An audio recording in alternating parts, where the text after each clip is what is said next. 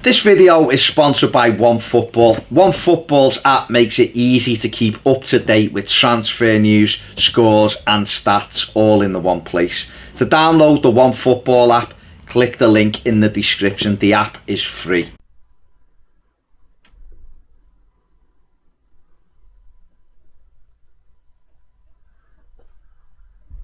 Hey everybody, Archie This is weird! This is stupid! Stop embarrassing yourself! Sorry everybody, You're an attention Go away!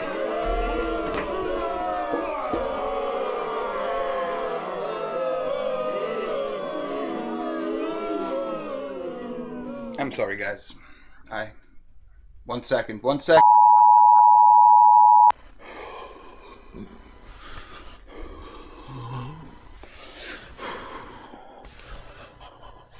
Yep, more of that again. More of that. 1-0 to Watford. Everton once again putting in a subpar, and that's being generous, performance. Didn't look up for it. Grit, determination, gone out the window. All the positive things that we had to say about the Manchester City game, which weren't very many, all gone out the window. What are we looking for? We're looking for creativity.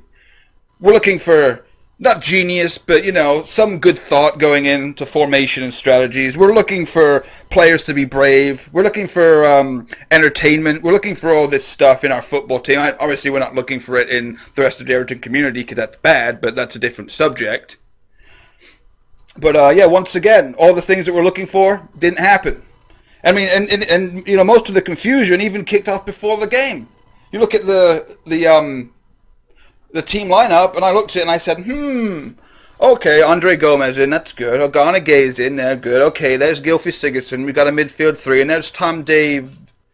We got 4 central midfielders. What are we doing here? What's the formation going to be? And you sit there and look at it and go, okay, you got 4, 1, and 2, and 1 and 2. Is that the formation we're playing, or is it 4, 1, 3, 2? What's going on here? Why is Dominic Calvert-Lewin been dropped?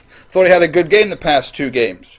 Why are we doing? I can understand the rest of the team playing, but I thought Dominic Calvert-Lewin, we were going to try and get him a run of games. We were going to bring in the youth. We were going to give him a chance. We were going to experiment for the rest of the season. We were going to try all these different things. But I guess that went out the window. No Adamola Lookman again. Okay, I can see that for the formation, but didn't see him for the whole game, right? So yeah, after the confusion of the formation and the players and the strategy, we go in there and we're like, oh look, here go Everton. We're passing. We hold on to the possession. We don't go anywhere, but we've got possession, same as ever. Troy Deeney, on the other hand, decides, you know what? I was talking that smack during the week. I was saying this and I was saying that, and Marco Silva even came out and said, the boys aren't happy with that. The boys, they're in for. You don't talk about our team like that. You don't say that you're gonna do what you're gonna do to us. That's not gonna happen. We're gonna show up. We're gonna put in a performance. And we're gonna prove you wrong, Mr. Deeney, Mr. Thug, whatever you want to say. And what does Troy Deeney do in the first game? He comes out. He starts getting in. He's tackling, nudging, elbowing, getting confrontational, getting the crowd up for it, and saying, "Hey, this is what I said I was gonna do, and this is what I'm expecting from my team today." And that's exactly what he got out of his team. What Marco Silva said, and what other players probably said, what they were going to do for this game. We're going to fight back. We had there was a good stepping stone against City. We're going to put all of our plans. We're going to execute them beautifully. We're not going to get bantered to and talked down to by a team that's around us. We're better than Watford. We're better than Wolves. We're better than Bournemouth. We're better than West Ham. We're not going to put up with that. We're going to show you today. I'm sure that's what they said for the past couple of weeks. They say, "Oh, we're just going to give them another Burnley." That's what we do. We get down in the ditch, and then the crowd gets on us, and the fans get on us, and the pundits get on us, and all the social media people get on us. We're tired of this. We're going to go out there and put in the performance. Well, you didn't put in a performance against Man City like that. You didn't put one in against Wolves like that. You didn't put one in against Millwall like that. You didn't put one in against Newcastle. And we all know all the games. It's all the same stuff. It's always the same. It's going to be the same for the rest of the season. I hate to tell you. We've tried pretty much everything, right? Formation-wise, besides the back three when Mina comes back in, but he'll just be coming back into the team. So I guess we've got 2 weeks to work on stuff like this. But is there anything you're going to see different? Is maybe a different formation. But if we can't get our offensive side of the game working, we're not going to go anywhere. You can make the defense the best in the league, but the best it possibly can be, not letting in so many goals and not doing from set pieces and make better decisions when you're tackling in your half and around the box. You can fix all that. That's cool. Okay, so the team scores 0 goals. The opposition team scores 0 goals. How many goals are we going to score? Probably the way we look most of the time. Like I said, no creativity. It's just pedantic, boring, pass with no end product. And even when we do get a chance against certain teams, the amount of times that Cenk Tosun was offside today, I thought he was Lukaku. I thought he was other centre forwards that have all this promise and all this. They're a box player. They seem to be born to the game. But if you can't time your runs correctly, that's one thing. But maybe the defense was better. Maybe they just sniffed it out and they said, well, the only way that they're going to score today is if they try going behind us, if they try and make a pass through. So you know what? Our offensive, okay, boys, up. It's not that hard. Hey, up, offside constantly. And then we've got, straight away schoolboy defending, obviously, banter defending, if you like, because Troy Deeney decides that instead of doing what most players would do, the ball comes in the box. Oh, what am I going to do? Should I head it on goal, have a chance on goal? Nah, I'm not going to do that. Should I, try and trap it and lay it off to a player that's coming into the box or outside the box to get another cross in? I'm not going to do that. You know what I'm going to do? I'm going to stand between 3 defenders and I'm going to do a subtle chest layoff pass over the top of Everton's players and play it in to Etienne Capoue, who was onside and should have scored. If it wasn't for him bottling it and Pickford getting his face on it, we'd have been 1-0 down within 10 minutes. Imagine that. The ball comes into the box and you say, you know what, these guys are so shy. Here we go. Oh, and you just knock it over the top. Absolutely schoolboy. And it's embarrassing. Just that alone got a little flush in my face thinking, man, we are so bad that's what Troy Deeney wants to do. His chest control, one-time pass over the top of our defense. And then, of course, the game got scrappy most of the way through the first half. A lot of stop-start, good game management again from Watford, because maybe they came in and just said, you know what, we'll take a 1-0 here. They're not going to score. All we have to do is get one chance or maybe 2 chances and we can score. Because these guys aren't capable of putting the ball in the back of the net. They don't look like they're up for it, and they don't have the players to do that. They don't have the creativity. They don't have any of the guile to do any of that stuff. So we'll just take a 1-0 here. And they didn't even really show much going forward, right? Our defense is always dodgy, so they might always give something away. But they didn't look like they were, being too dangerous. They weren't taking too many chances. So, that was the first half, and you go in and just say, oh, well, it's 0-0. Could be worse. Should be 1-0 down. Or, if they had got more free kicks and more set pieces, we probably could put them in 4-0 down. But, 0-0, that's acceptable. And we sit there as Evertonians, hopefully, those of us that have a small semblance of a football IQ would go, okay, Silva, you've tried your 4-1-2-1-2 right now. It's not working. We need to do something else. Let's make a change. Let's just freshen it up. Let's try something else. Let's get the away fans into the game. Let's give the people at home something to cheer for. Let's see some, just something, right? Something. Silva changes nothing. However, Javi Gracia, Watford manager, has taken into account all the things that have taken part in the first half. He's looked at his players, he's looked at our formation, he's seen where we're attacking, he's seen where we're not attacking, he's seen where we're weak defensively, he's taken it into consideration, he's probably huddled up his coaching staff and said, okay, what do we do, guys? We got to do something, this isn't working for us.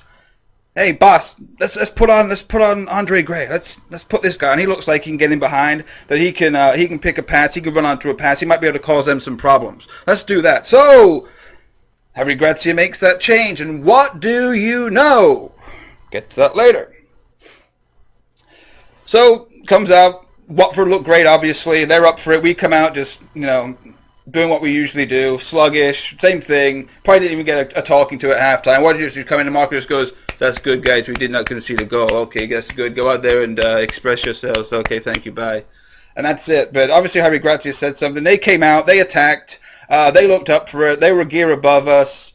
They were trying different things. They were winging passes around the midfield. They were trying to go over the top. They were trying to pick us apart, find our weakness, which really isn't that hard. And then eventually they score. Right? And it just so happens that Gomez went off and Theo Walcott came on just before the goal. Not blaming Walcott for it. You can't blame Walcott for everything. Can't blame Silva for everything. But what does that say to us as fans, as supporters? We look at the team sheet and go, okay, there's the team sheet. Here's our substitutions.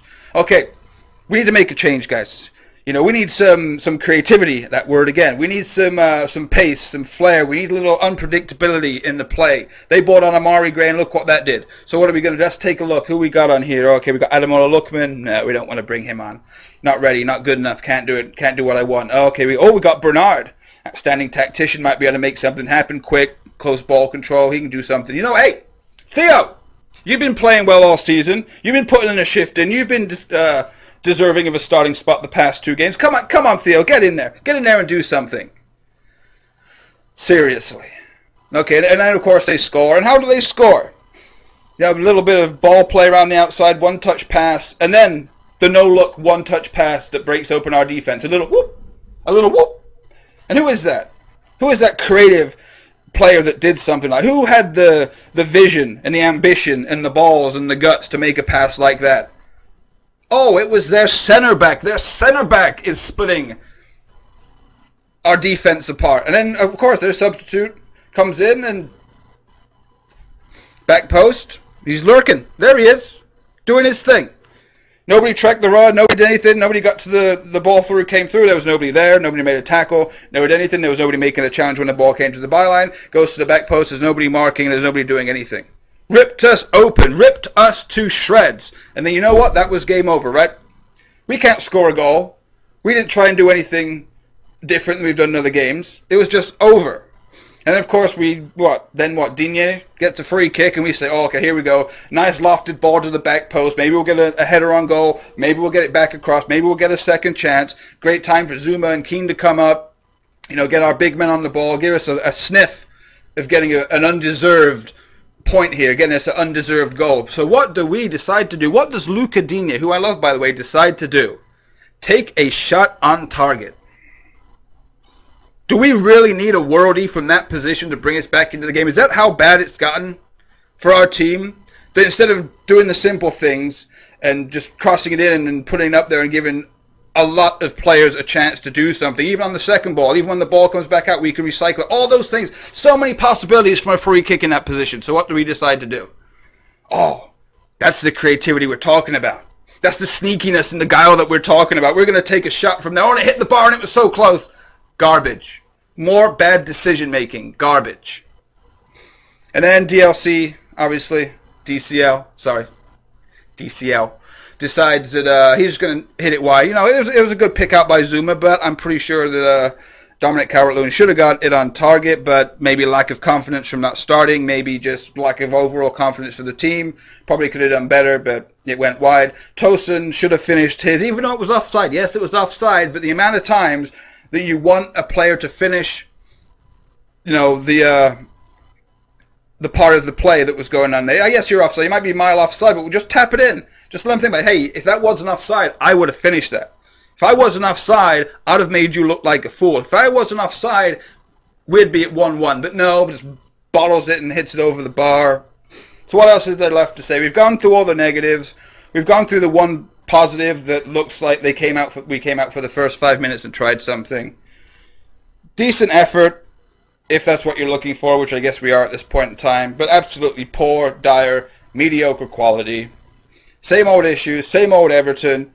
And the most disturbing thing of all, 11 points from 14 games. Banter. Now leave me alone.